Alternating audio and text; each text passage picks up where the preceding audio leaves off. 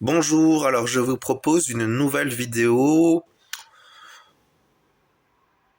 Au début, je pensais dire que ce serait un partage, mais c'est quand même plus un enseignement qu'un partage. Mais c'est quand même aussi un peu un partage, bien évidemment. C'est un enseignement sur la Kabbale. On n'échange pas nos thèmes de prédilection. Et donc, ce sujet-là, c'est sur le 72e ange de la Kabbale. Donc, la Kabbale traditionnelle est composée de divers éléments qui sont des éléments cruciaux de la Kabbale, l'arbre de vie, la spiritualité de la Kabbale et les anges de la Kabbale. Ce sont les trois composants majeurs de la Kabbale, et souvent les gens ont tendance à s'attarder plus sur l'arbre de vie ou les anges et pas assez sur la spiritualité. Et je ferai une vidéo sur la spiritualité de la Kabbale, en sachant que c'est la spiritualité du point de vue d'un certain livre que j'ai lu. Donc c'est un point de vue, c'est pas la spiritualité, on va dire, intégrale de toute la Kabbale, quoi. Donc, je veux faire des vidéos sur les 72 anges de la Kabbale, parce que en méditant sur ces anges, on acquiert petit à petit des qualités angéliques. Donc, le principe, c'est vraiment d'acquérir des qualités angéliques et d'en profiter quand on vit sur la terre ou quand on sera dans les cieux. C'est vraiment le principe, c'est d'en profiter, de la manifester, de la faire réjouir, de la faire resplendir à travers nous, car c'est vraiment Dieu qui resplendit à travers les qualités qu'il nous donne. Donc, le 72e ange de la Kabbale, c'est le dernier ange qui se manifeste lors de la création de l'arbre de vie par Dieu. Alors, c'est l'ange Mumia. Cet ange est le premier ange de l'initiation. Les mots-clés sont révélation. Le mot-clé est vraiment révélation. J'ai envie de dire même la première lumière. La lumière sur laquelle tout repose. Les qualités de cet ange sont la renaissance, la grande réceptivité, les facultés médiumniques, les expériences mystiques, un nouveau commencement, une haute initiation qui produise des transformations majeures et amène de nouvelles connaissances, place le germe d'une vie nouvelle, compréhension de la loi de la réincarnation et de la manière dont se manifestent les affinités sur les différents plans, début des transformations de la mutation angélique, annonce la fin d'un cycle, le début d'un nouveau, porteur de conclusion, aide à terminer ce que l'on a commencé, réalisation concrète, matérialisation, touche la médecine et la santé, phase terminale dans laquelle se retrouve le germe du renouveau, accompagnement des mourants, grande expérience de la vie et ouverture de conscience. Donc ce sont toutes les qualités qu'apporte cet ange. Les gens qui sont le plus connectés à ces qualités, ce sont les gens qui sont nés. Alors, le temps que je trouve la page. Les gens qui sont le plus connectés à ces qualités angéliques sont les gens qui sont nés entre le 16 mars et le 20 mars. Alors ces gens ont un travail à faire par l'intégration des qualités de Mumia, et ça passe par le travail de transmutation, on va dire. Je ne sais pas si c'est le bon terme, mais c'est un peu l'idée quand même. Cette idée de transmuter les défauts de ce champ de conscience pour en faire, pour manifester ses pleines qualités de manière complète et de manière parfaite. Les distorsions de ce champ de conscience qu'est Mumia Donc les distorsions que devra en quelque sorte vivre l'initié à travers cet ange sont la difficulté à terminer un cycle ou à commencer un nouveau, peur des expériences mystiques dues à un manque de connaissances et de compréhension spirituelle et de compréhension spirituelle et métaphysique, craint les initiations et l'évolution de sa conscience, préférant continuer à vivre avec une conscience ordinaire, ignorance ou fausse compréhension du principe de la réincarnation et de la vie éternelle, ou refus d'y croire,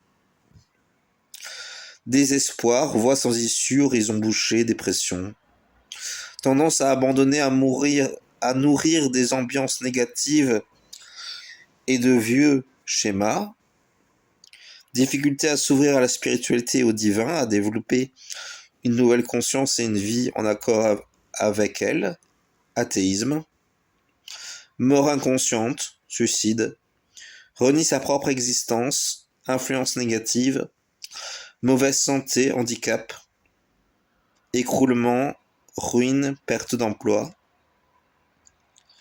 passe d'une expérience à l'autre sans comprendre, cherche à convaincre, va à l'encontre de l'ordre naturel, force de matérialisation, science et connaissances employées sans conscience.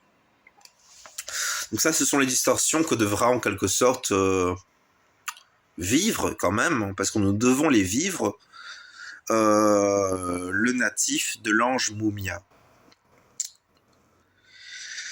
Et donc le truc, c'est que nous devons toujours traverser en commençant par l'ange numéro 72 pour remonter vers l'ange numéro 1, qui est, je pense, Veouya. On va vite vérifier.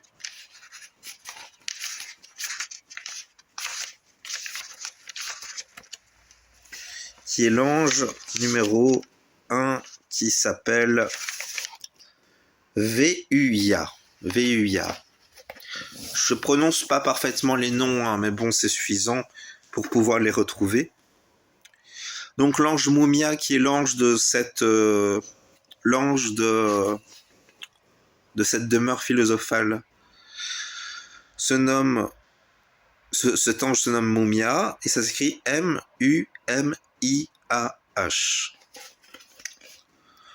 Alors, le travail avec cet ange consiste avant tout, je pense, à méditer avec Yesod. J'ai fait une méditation sur Yesod, si ça vous intéresse. Et c'est pas évident. J'essaie de méditer sur l'ange Mumia. Je sens que j'ai déjà traversé ces énergies. Mais je ne sais pas à quel point cela est quelque chose de, comment dire,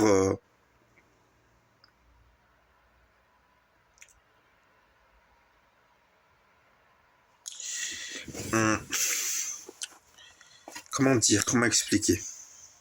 J'essaie de méditer pour rentrer en contact avec ce champ de conscience. La problématique, c'est que c'est pas mon champ de conscience principal. Donc, quelque part, je n'ai pas pleinement accès aux qualités pleines de cet ange. Après, j'ai probablement dû déjà le traverser, cet ange. Mais je n'ai pas accès pleinement à ses qualités, malheureusement.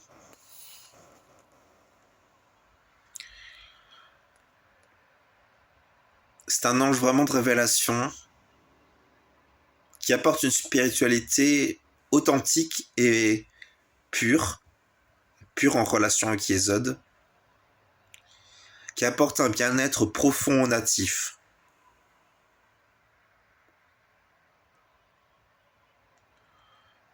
Le natif de cet ange peut trouver un plein épanouissement lors de sa vie sur Terre, car tout lui est révélé progressivement pour avancer et cheminer.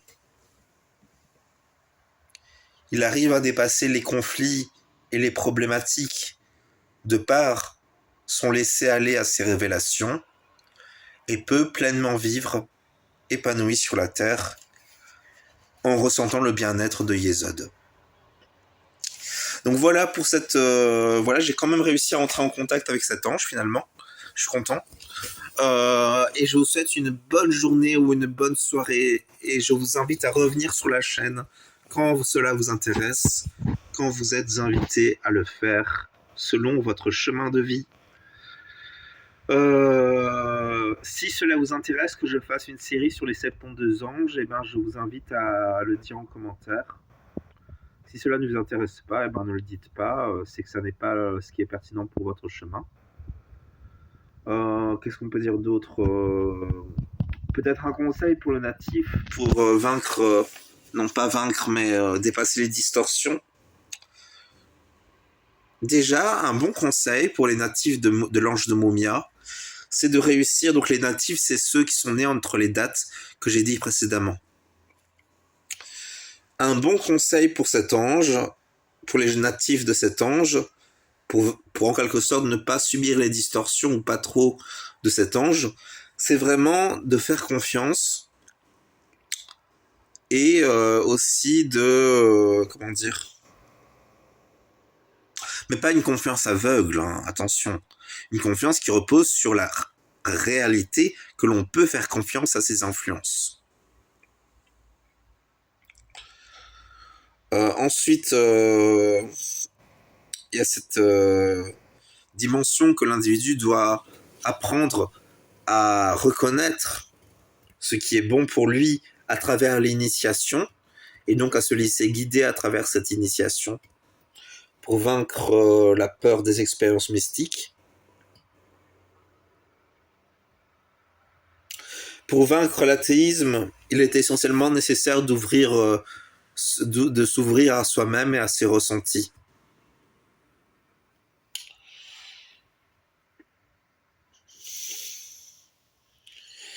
Pour vaincre le désespoir, les voies sans issue, l'oraison bouchée, la dépression, il est essentiellement nécessaire de s'ouvrir à ces révélations que nous dit l'ange. Donc il faut laisser l'ange nous parler.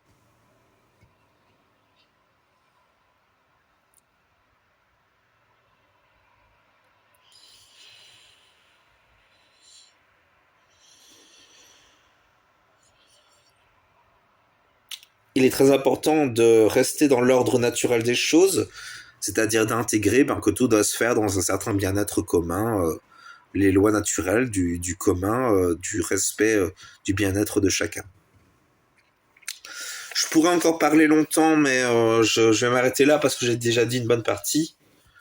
Il y a beaucoup de choses que je pourrais vous dire, comme la capacité à se connecter avec la médiumnité. C'est quand même maintenant je connecté à la médiumnité.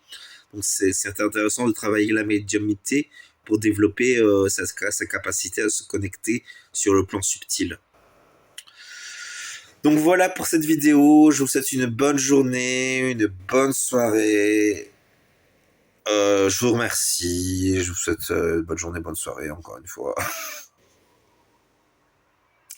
Toute la douceur du monde. Si le monde a de la douceur. Allez, au revoir.